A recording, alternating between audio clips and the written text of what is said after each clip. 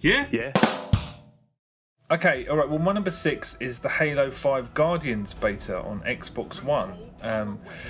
After the Master Chief Collection debacle, this was 343's first chance to earn some goodwill back from Halo fans, or anyone. And for the first 24 hours of being around the Halo 5 Guardians beta, I couldn't get it working. I lost almost 2 hours in matchmaking with different friends, and we couldn't get a game. Oftentimes it wouldn't start at all. Sometimes it would just hang on the matchmaking menu indefinitely, and there's no quit option, so you have to dashboard it every time. Then it'd say people were in your fire team when they weren't, or it'd say that they had been booted when they were still in the game, so you'd leave, and occasionally one of you would get thrown into a game with a whole other team when for the first 24 hours it was a wreck. So I'll admit right now that those experiences may have clouded my opinion of the Halo 3 beta a little bit, but at this point I'm not massively impressed.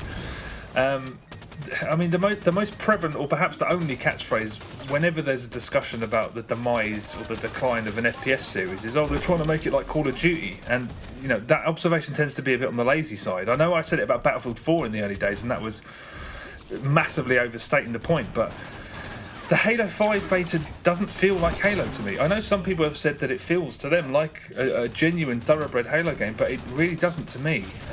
It's definitely faster. But things like, I mean, the grenades are more powerful, but their blast radius is smaller, which just feels wrong, because, grenades don't feel like a fundamental part of the game here. And if they go in that direction, I think that's a big mistake. You also die very quickly, which, again, is a complaint aimed at most shooters in the beta stage. But here, again, it just doesn't feel right. Halo is all about sort of pensive toing and throwing around corners and flushing out enemies with grenades and sort of killing time to get your shield back and stuff. The Bungie Halos were always a little bit slower than most of the competition, and this is just fast. It really is quick.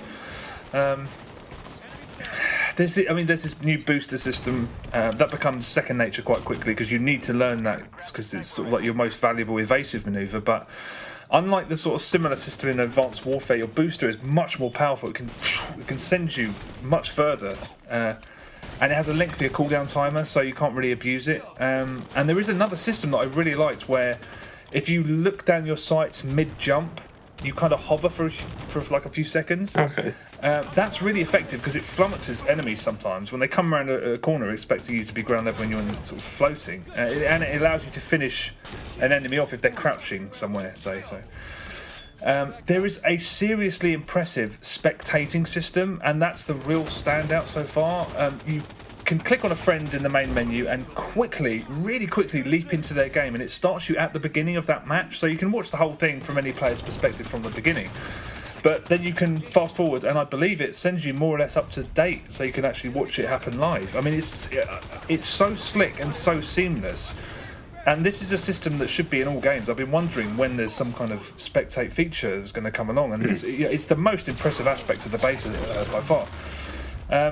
Another thing I really don't like is that they've added these little animations after matches of the winning team of Spartans standing around and doing things like high-fiving each other.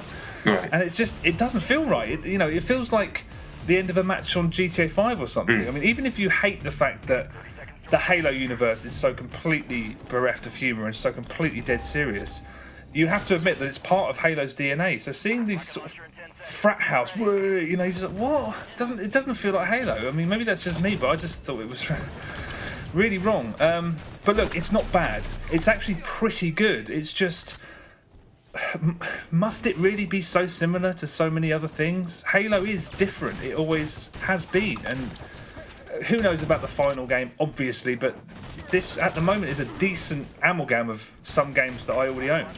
I mean, you can't blame 343 for wanting to not just give everyone the same old thing and to put their own stamp on it, but this is not original and it's not distinctive either, and that's a shame. But it's good.